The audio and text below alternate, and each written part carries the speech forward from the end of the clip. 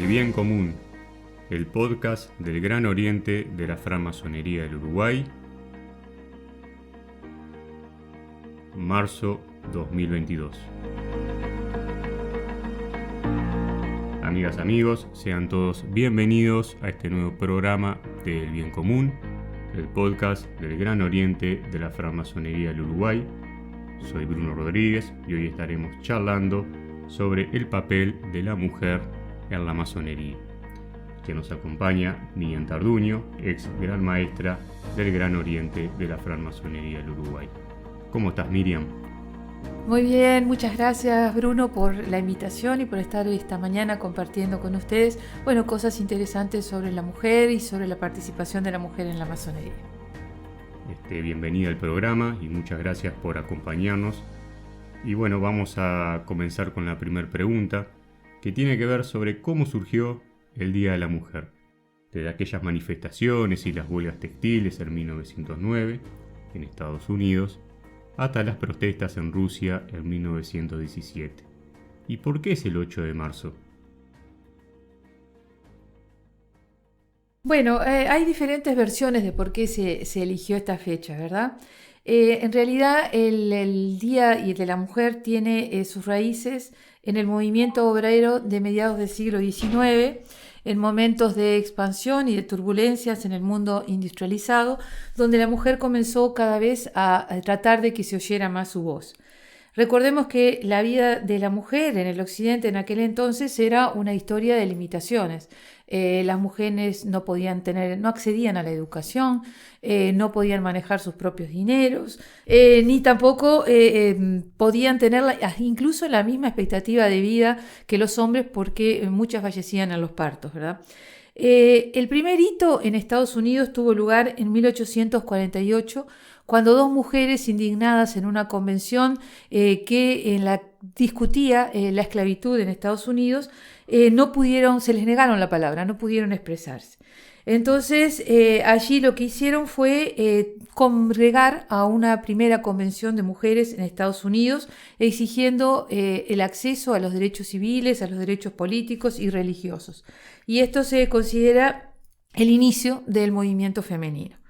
El 8 de marzo de 1875, varios centenares de mujeres en una fábrica textil de Nueva York protestaron y se manifestaron por la desigualdad salarial que tenían con sus compañeros hombres.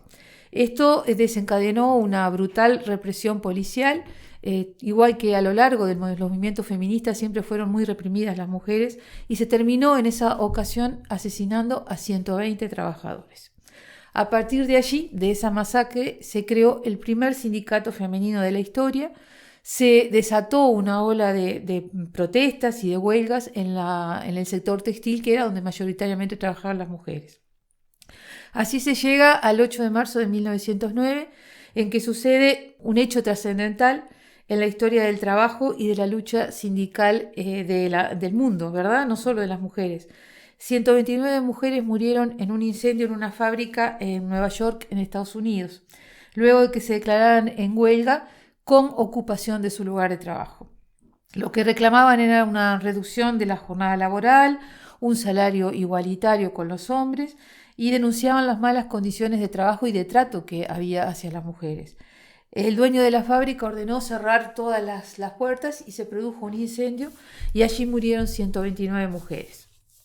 Allí, a partir de ese hecho tan espantoso, ¿no?, en la historia, irrumpe en la historia una mujer que pasaría también a la historia como una impulsora del Día de la Mujer, que es la comunista alemana Clara Zetkin. Ella sugirió la idea de conmemorar a nivel global en 1910 en una conferencia internacional de la mujer que se desarrolló en Copenhague, en Dinamarca. Y el tema central de esa conferencia de mujeres fue el sufragio universal. Y además, por una moción de Clara Zetkin, se declaró conmemorar el 8 de marzo como el Día Internacional de la Mujer Trabajadora, en homenajes a aquellas mujeres caídas en la huelga de 1909. Luego, también para la ONU declara la importancia que tuvieron los acontecimientos vividos en Rusia en medio de la Gran Guerra o Primera Guerra Mundial. En el marco de los movimientos de pro-paz, las mujeres, madres, esposas e hijas celebraron el primer Día Internacional de la Mujer el último domingo de febrero de 1913, como reacción a la muerte de los millones de soldados rusos que estaban en esa guerra, y volvieron a salir a las calles justamente para reclamar por sus familiares, bajo el lema de pan y paz. Esa huelga continuó durante varios días y según se dice, habría forzado la salida del zar y el comienzo de una Rusia leninista, marxista-leninista.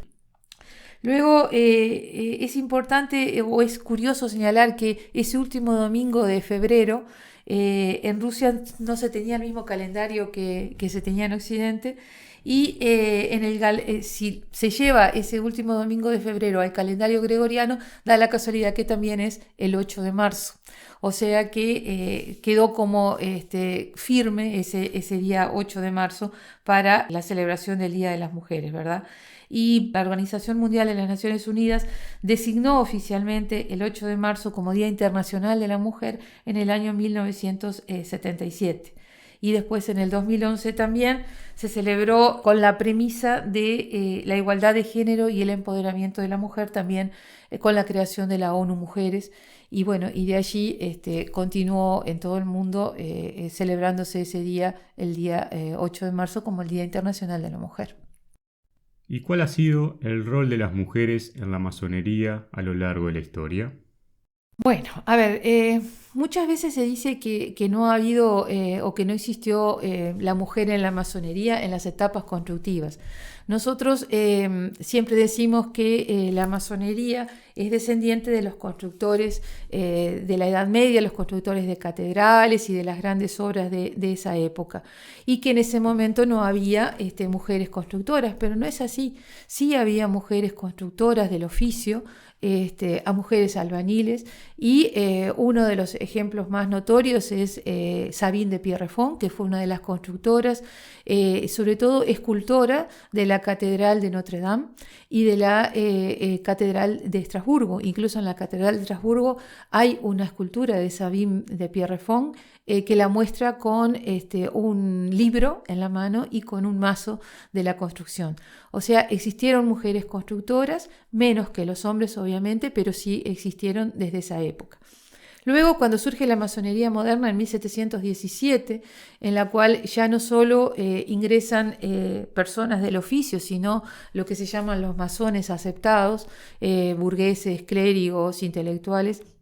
La mujer en ese momento en Inglaterra, que es donde surge lo que se llama la masonería moderna, en 1717, no estaba emancipada ni intelectual ni económicamente. O sea, la mujer era equiparada a un niño. Y bueno, y en cierta forma es lógico que la mujer no formara parte de ese movimiento que surge en Inglaterra.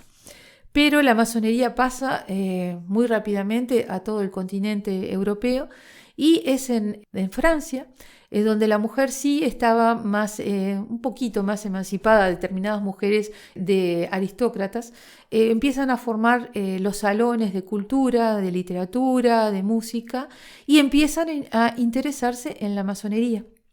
Entonces, ya alrededor de 1737, en Francia surgen lo que se llaman la masonería de adopción, en la cual las mujeres eran iniciadas masónicamente, y la diferencia que había era que en las logias estaba presente siempre un hombre como para monitorear la actividad de las mujeres.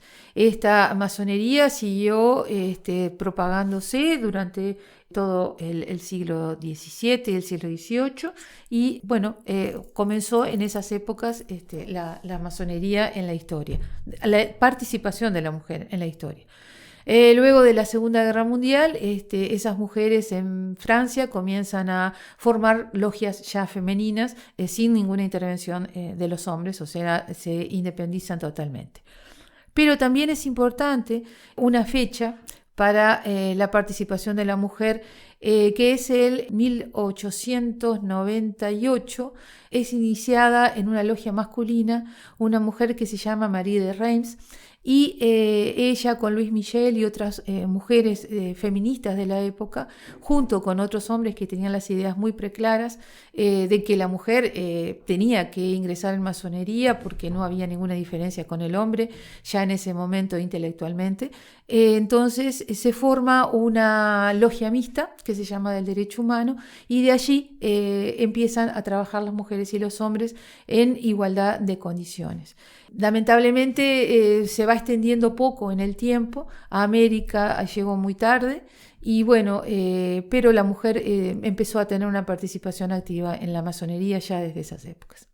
Bien, y además de Marilyn Hayes y las demás mujeres que nombraste, ¿quiénes fueron las primeras mujeres en masonería en América Latina y en Uruguay, y en qué actividades se destacaron?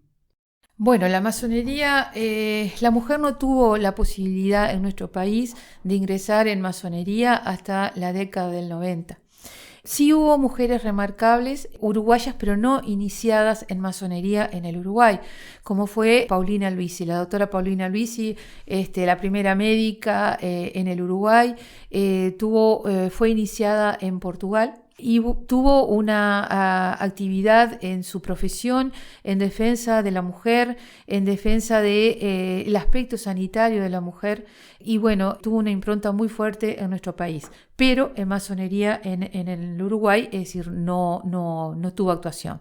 A su vez también hay una española muy remarcable que fue masona, feminista, fue fundadora de distintos periódicos liberales en el Uruguay, que fue Belén de Zárraga, pero tampoco fue ni participó en masonería en el Uruguay porque no había el ámbito necesario como para que pudieran participar. Fueron masonas iniciadas en Portugal, Paulina, y en España, Belén, pero no en el Uruguay. No tuvieron la participación. Es decir, recién cuando surge la masonería mixta en nuestro país, en la década del 90, es cuando la mujer, es decir, puede comenzar a trabajar masónicamente en nuestro país. Más o menos lo mismo pasó en el resto de Latinoamérica, y en algunos países comenzó un poquito antes, en Chile, por ejemplo, en Argentina mucho después que nosotros, y en los distintos países fueron muy más bien después de la década del 2000 que empieza la mujer a poder participar en masonería activamente. Bueno, y parecería que hay masonería femenina y masonería masculina. ¿Son una forma de exclusión anacrónica en el siglo XXI en el cual vivimos? Bueno, hay distintas formas de trabajar en masonería.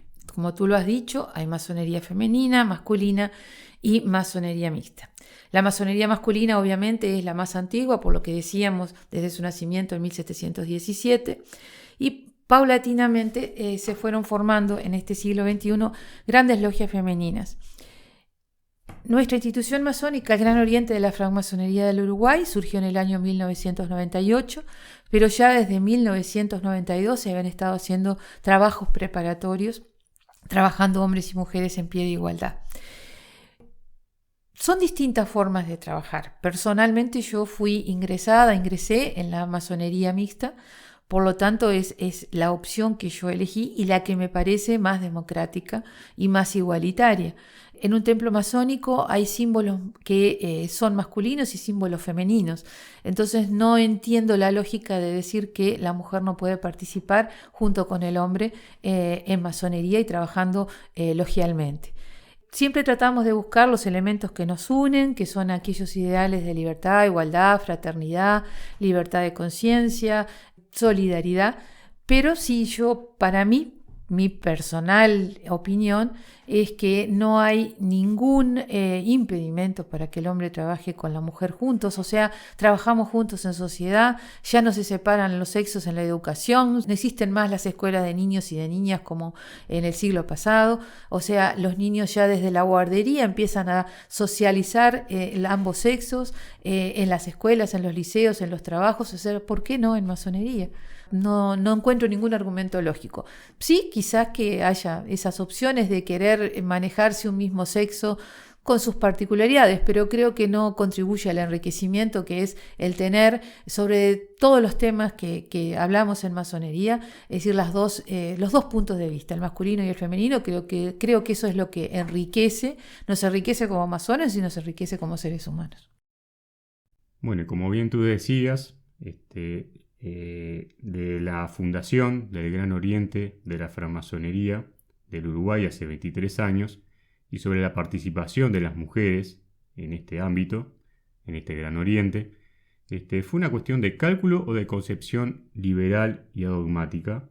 ¿Y cuál ha sido la experiencia que has tenido de trabajar masónicamente en pie de igualdad?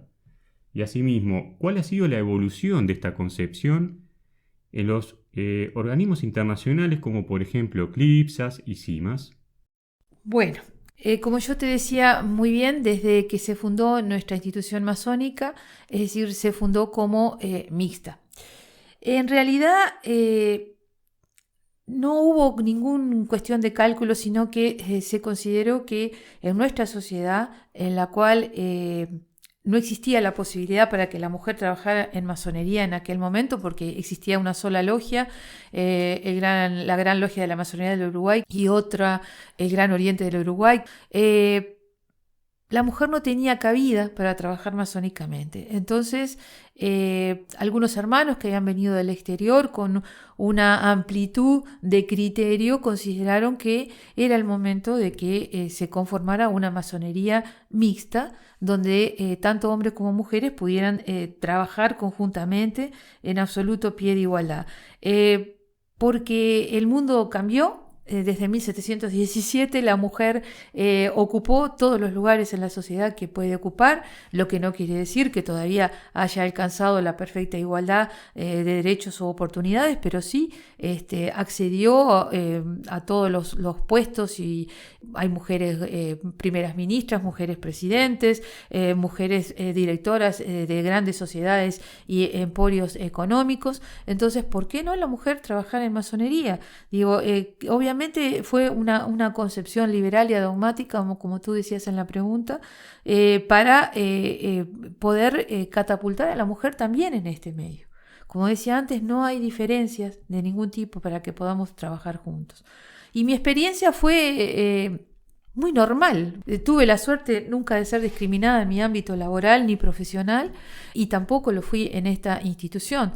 Recordemos que el Gran Oriente de la Francmasonería del Uruguay no discrimina por género, ni discriminó desde sus principios, pero también, y que es igual de importante, no discriminó desde sus orígenes ni por opción sexual, ni por creencias o no creencias metafísicas, que eso es tan importante como la no discriminación por género, y lo que nos distinguió desde nuestros orígenes de la masonería existente en el Uruguay.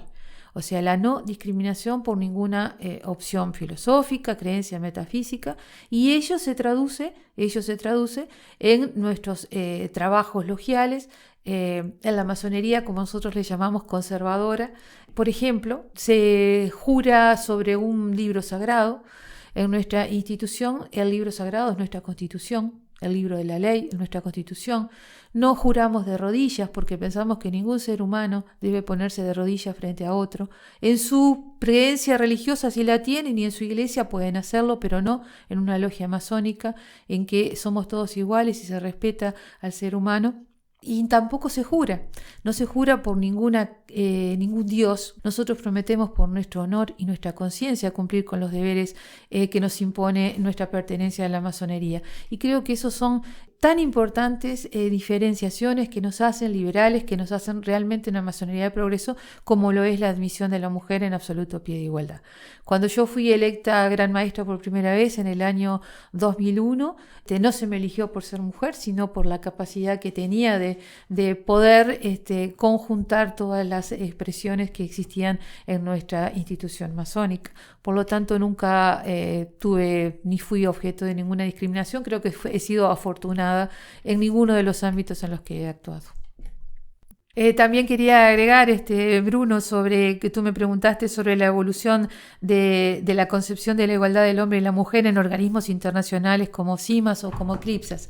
La Confederación Interamericana de Masonería Simbólica, CIMAS, fue fundada en el año 2002, y nuestra institución masónica fue una de los fundadores de esa confederación de masonería. Desde el principio, obviamente, se admitió también a la mujer en absoluto pie de igualdad, son partes de esa confederación, logias masculinas, logias femeninas y logias mixtas, pero todas tienen el respeto y en todas se recibe, las masculinas reciben a las mujeres sin ningún problema y las femeninas reciben a los hombres también sin ningún problema.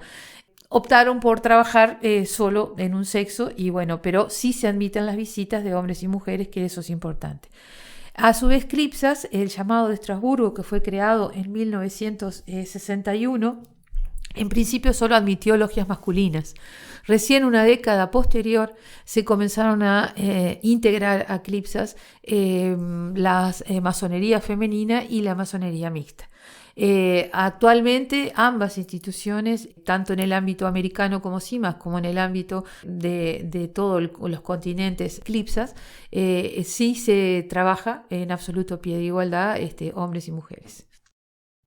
Bueno, Miriam, muchas gracias. Hemos llegado al final.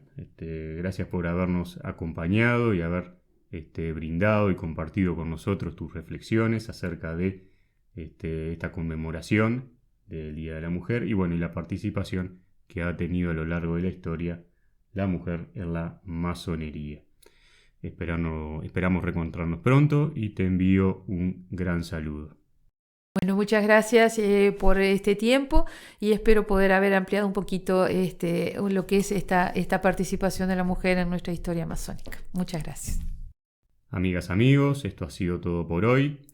Esperamos que nos acompañen en el próximo episodio del Bien Común, el cual estaremos lanzando en el último domingo de abril. Muchas gracias a todos y hasta pronto.